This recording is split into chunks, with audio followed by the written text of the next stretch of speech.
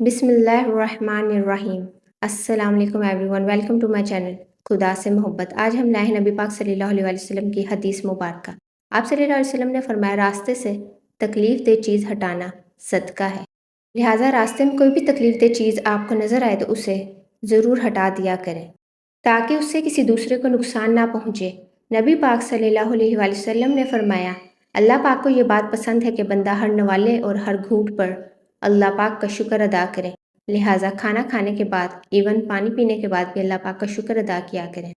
نبی پاک صلی اللہ علیہ وآلہ وسلم نے ارشاد فرمایا میری چاہت اور خواہش ہے کہ میری امت کے ہر فرد کے دل میں سورہ یاسین ہو، لہٰذا سورہ یاسین کو یاد کریں، اسے روزانہ پڑھا کریں کیونکہ یہ اللہ پاک کو بہت پسند ہے اور قرآن پاک کا دل ہے۔ نبی پاک صلی اللہ علیہ وسلم نے فرمایا جب کوئی آدمی تم سے کوئی بات کرے پھر اسے راز میں رکھنے کے لیے دائیں بائیں مڑ کر دیکھے تو وہ بات تمہارے پاس امانت ہے، لہٰذا اس بات کی امانت کی طرح حفاظت کیجیے اور دوسروں کے ساتھ شیئر مت کریں بلکہ اپنے دل میں رکھیں، اس کا جگہ جگہ ڈھنڈورا نہ پیٹیں کیونکہ آپ کے اوپر کسی نے اعتبار کیا اور اپنا اعتبار مت ٹوٹنے دیں۔ نبی پاک صلی اللہ علیہ وسلم نے فرمایا بے شک قیامت کے روز انسان کے پاس اس کا کھلا ہوا نامہ اعمال لایا جائے گا، وہ کہے گا میں نے جو فلاں فلاں نیکیاں کی تھی وہ کہاں گئی؟ کہا جائے گا جو تو نے غیبتیں کی تھیں اس وجہ سے مٹا دی گئیں۔ نبی پاک صلی اللہ علیہ وسلم نے فرمایا صرف 3 چیزیں انسان کے ساتھ جائیں گی، باقی سب کچھ اس دنیا میں ہی رہ جائے گا۔ صحابہ نے عرض کیا یا رسول اللہ صلی اللہ علیہ وآلہ وسلم کون سی؟ نبی پاک صلی اللہ علیہ وسلم نے فرمایا ایسا علم جس سے لوگوں کو نفع ہو، یعنی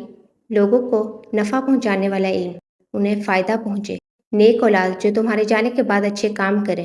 اور تمہارے لیے دعا بھی کرے، لہٰذا اپنے والدین کے جانے کے بعد ان کے لیے نماز میں نفل پڑھا کریں، ان کے لیے دعائیں مانگا کریں، ان کے لیے سورہ یاسین پڑھا کریں، قرآن پاک پڑھا کریں تاکہ انہیں ثواب پہنچے اور اچھے کام کریں، ان کے نام سے صدقہ دیا کریں، اس سے آپ کے والدین کو بہت زیادہ ثواب ملتا ہے۔ صدقہ جاریہ یعنی کوئی ایسا کام کر جاؤ جو تمہارے پیچھے جاری رہے،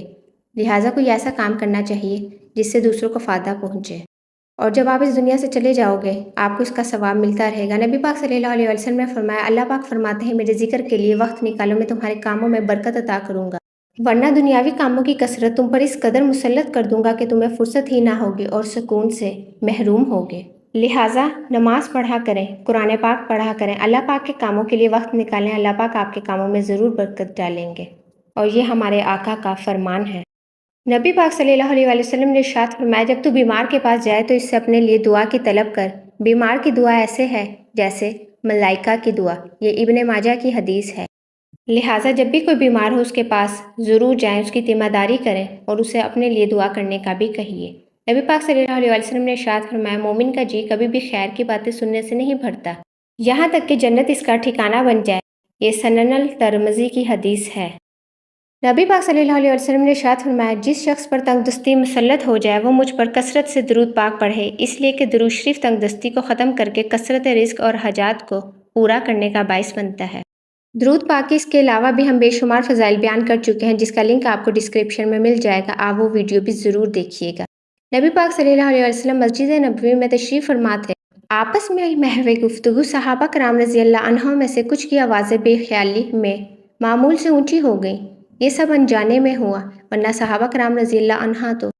نبی پاک صلی اللہ علیہ وآلہ وسلم کے ادب و احترام کا بہت زیادہ خیال رکھتے تھے، لیکن رب ذوالجلال کو اپنے محبوب صلی اللہ علیہ وآلہ وسلم کی موجودگی میں آواز کی یہ بے احتیاطی بھی پسند نہ آئی اور جبریل امین علیہ السلام اللہ پاک کا حکم لے کر حاضر ہو گئے۔ ترجمہ ہے آیات کا، اے ایمان والو اپنی آواز کو نبی پاک صلی اللہ علیہ وآلہ وسلم کی آواز سے بلند نہ کرو اور نہ نبی پاک صلی اللہ علیہ وآلہ وسلم کے ساتھ اونچی آواز سے بات کیا کرو جس طرح تم آپس میں ایک دوسرے کے ساتھ کرتے ہو، کہیں ایسا نہ ہو کہ تمہارا کیا کرایا سب غارت ہو جائے اور تمہیں خبر بھی نہ ہو۔ یہ سورۃ الحجرات کی آیات ہیں۔ I hope you like the video, so kindly like, share and subscribe my channel and comments میں اپنی قیمتی رائے کا اظہار کرتے رہا کریں کہ آپ کو ویڈیو کیسی لگی۔ Thank you.